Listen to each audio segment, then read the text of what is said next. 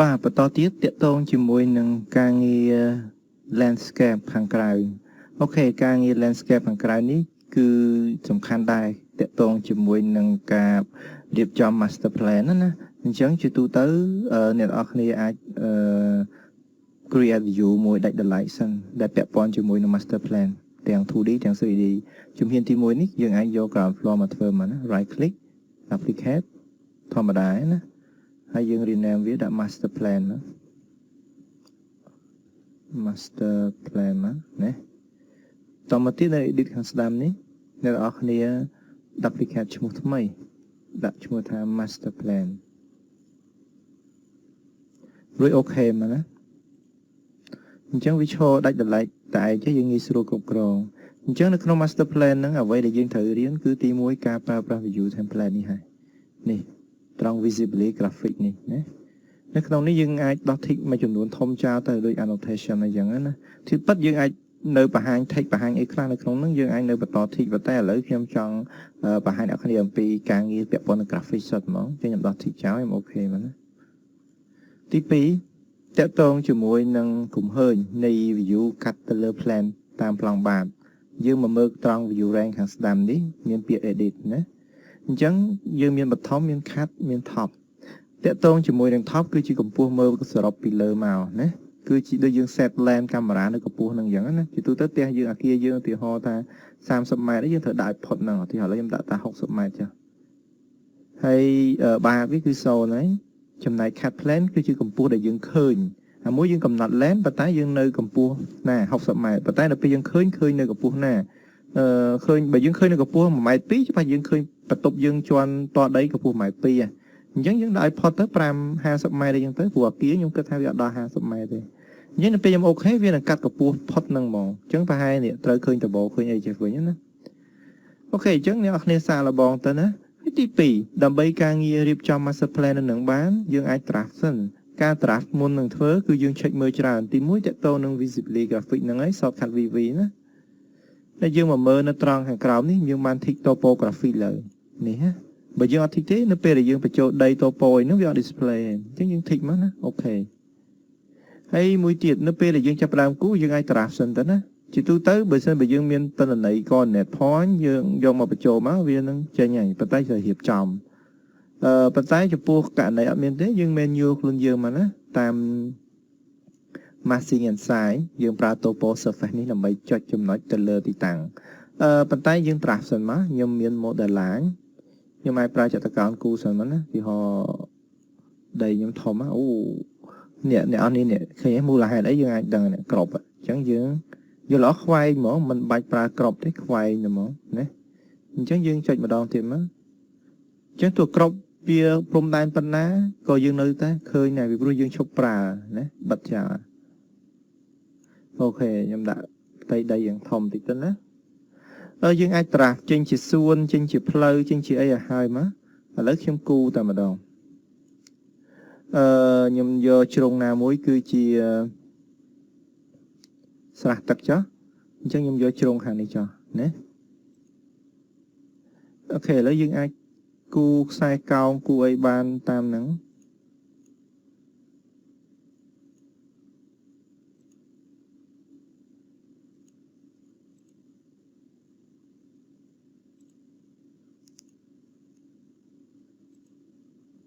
អូខេបែបនេះយើងលុបចោលវិញទៅយើង TR មកណា TR ជាប់អានេះមួយនេះហើយយើងអាចខិតអានេះមកគៀនតិចមក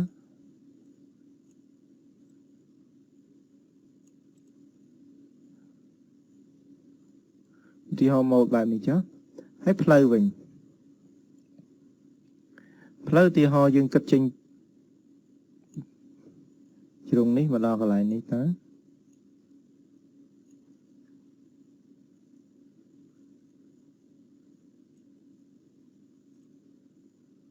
ខ្ញុំត្រាស់ណាបាទអ្នកនរគ្នាចង់ឆ្នៃឲ្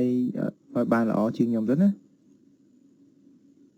ឬក៏យើងយកត្រង់មកគូមកហើយចាំយើងភ្ជាប់វិញ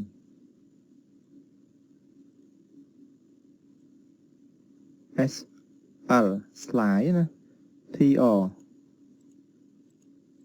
ហេដល់ពេលអញ្ចឹងទៅយីស្រួលមែនតើក្នុងការធ្វើហ្នឹង ok nhưng sau nào mà phần năng sẵn hay dương cho đàm tổng học này model line nó là trăng than p để dương mà can 3D cái dương nơi thật hình giống á thấy nè chạy tôn cho mùi năng elevation nó dương ai lẹ với chào tới vì mà cho tới trong annotation category rồi rửa bịa thá e elevation này ô xong tốt level nè ok má lẹ bạn này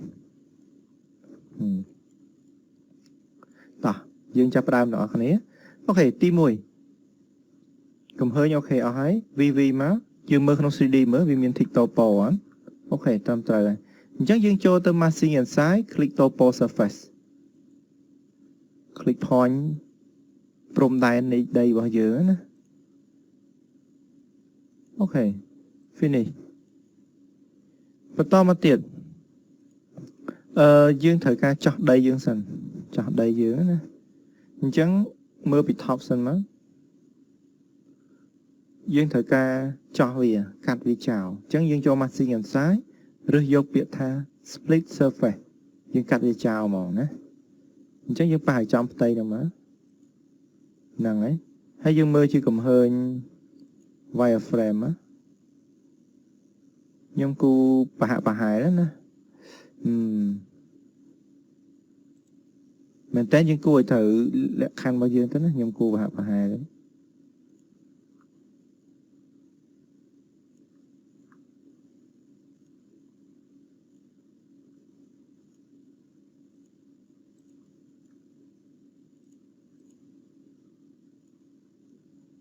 ok nó bên finish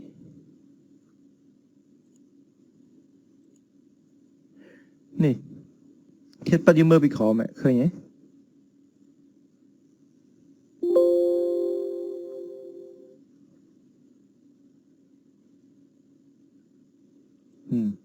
dương ba tới floor nhâm xong hồi khơi nhà tây đây nhìn tía á dương ba lơ việc máu right click 2 nhưng pa sẽ lên tầng off máu nhưng phía thần tịt mà nó nè nhưng chạy giờ nán ok topo surface và dương AI như dương khơi surface hay dương cu mà nhá vị trí địa trên bị đầy nắng nữa giống như phía thở nhưng select trên mà mình má nhưng select mà đòn tiếp hay nhưng phía thở nhưng do topo surface rút giống delete đi chào mà chẳng bà tới nè hay đây để nhâm lẹ đây là nhâm lẹ mấy nó nhâm bà hàng vĩnh an hái element vĩnh má vì là mặc hẹo vậy nhỉ nhưng thời chẳng mình ta không thể do miền đây thế how mình smile mình này thế nè hay tao tiền bàn đấy tao tiếc những ba lưu viên nó nhâm vô chỉ smile sao nó như ai chơi bịa grass nó grass và ok hay mùi tiệt chẳng split nó cứ sầm bẹp cắt sạch trình bị đầy bao giờ nữa chấm này sắp đi chân ấy vì còn là sắp bị lỡ vì lục ấy nó về để dương đồ mà tới vì chết từ lơ rốn rồi còn từ lơ tay môi để dương bục chưa được trình và tay là bây giờ lục với cháu vì tập lắm mà mê vì thò mà đã khôi giọt bạc thì ok chứ nhưng vô thơ play rồi mà ok nhưng rốt về tam năng mỏ nhưng cho tục sao là mặt chị đầy nữa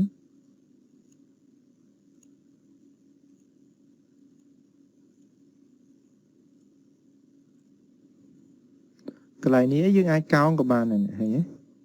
ô vô khó mình ní fillet nữa ok ní được như đấy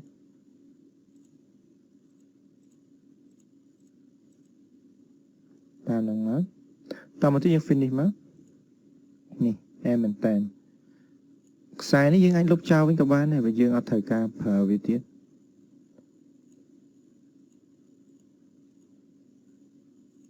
ok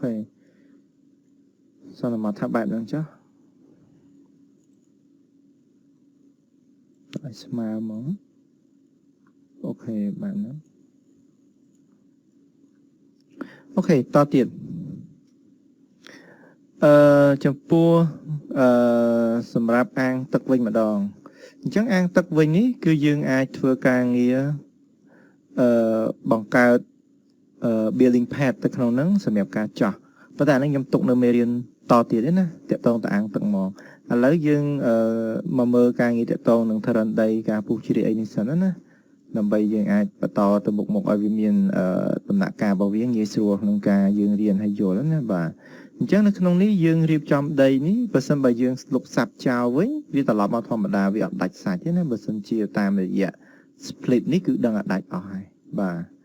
ហើយតទៀតតកតងជាមួយនឹងការ insert component ទៅលើហ្នឹងinsert component ទៅលើហ្នឹងយើងអាចប្រើប្រាស់ជាប្រភេទ Enscape asset ទៅលើហ្នឹងបានណាអញ្ចឹងខ្ញុំចាប់ផ្ដើមបញ្ចូលការងារពាក់ព័ន្ធជាមួយនឹង packing ផ្សេងៗសំទោសតកតងមួយការងារ landscape ហ្នឹងណាយើងយក asset នេះមក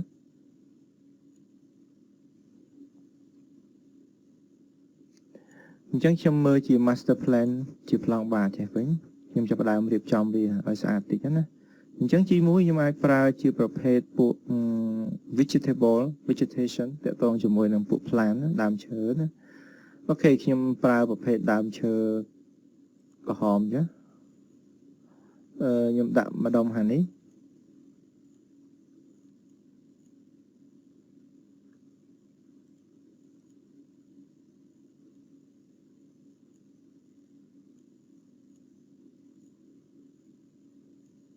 បាទហើយយើងអាចប្រើផ្សេងទៀតបានទីហោតាមធំចា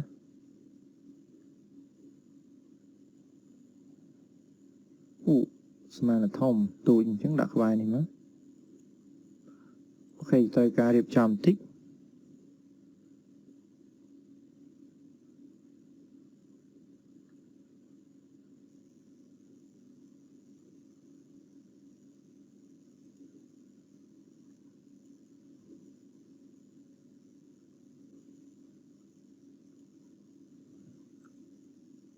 យើងអាចប្រើ command array បានណាដូចគ្នាអញ្ចឹងយើងដាក់ចិត្តគ្នាអញ្ចឹងយើងដាក់15អីអញ្ចឹងទៅ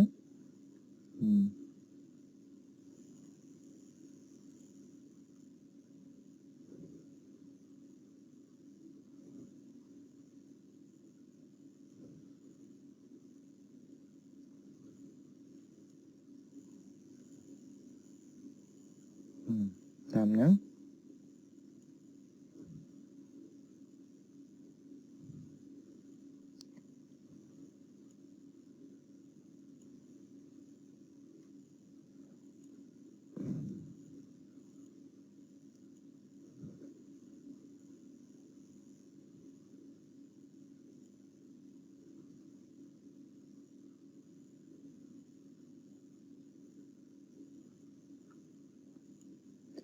អូខេ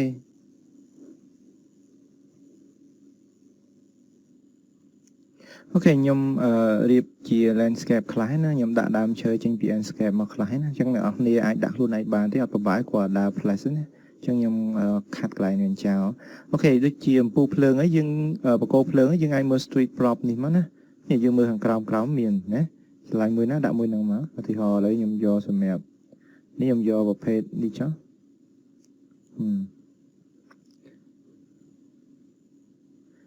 យើងអាចដើរដាក់តាមក្បែរផ្ទះរបស់យើងណាមួយអញ្ចឹងទៅយើងអាច array ក៏បានដែរនេះខ្ញុំដាក់ប្រហែល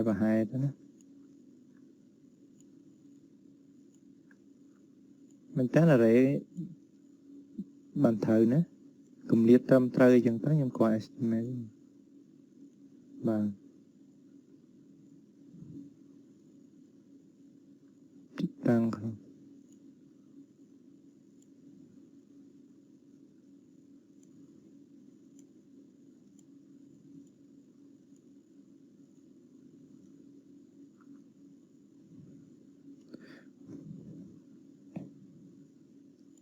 អូខេចំណុចកន្លែងនេះខ្ញុំ array មួយទៅ AR មកយើងចង់បានប្រហែល10ម៉ែត្រឬក៏9ម៉ែត្រនេះវាយតាមនឹងមកទីហោថា15វាយ15មកខ្វាយវិញមកចូលទៅទាញ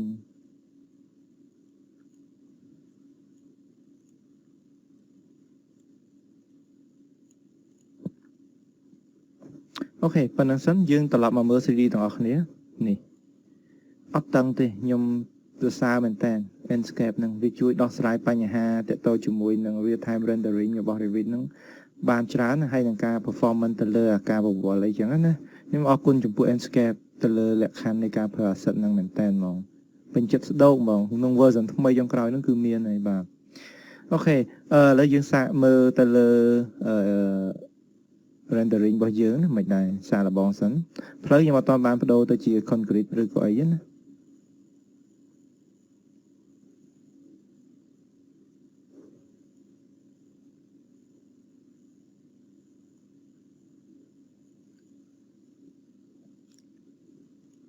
អូខេមកដល់ហើយ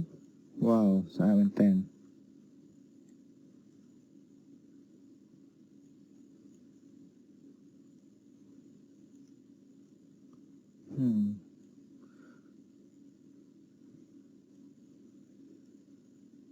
យើងមើលពេលថ្ងៃវិញ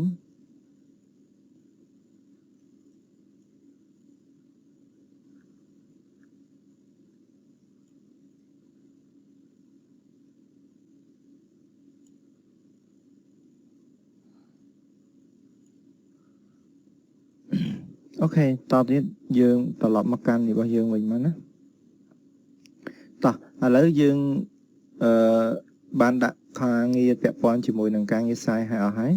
ហើយតាក់ទងជាមួយនឹងនេះខ្ញុំអាចបដូរ material វាឬក៏យើងចង់ធ្វើជា slab បេតុងយើងគូមកណាអញ្ចឹងខ្ញុំ close Enscape តិចមក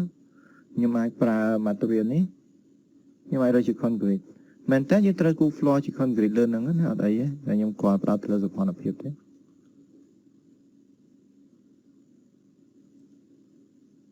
អូខេមកឬក៏យើងប្រើជាភ្លឺជាង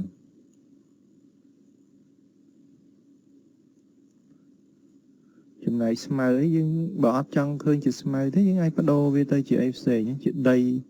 ឬក៏ជា concrete ទាំងអស់គ្នាទៅក៏បានដែរ concrete យ៉ាងណា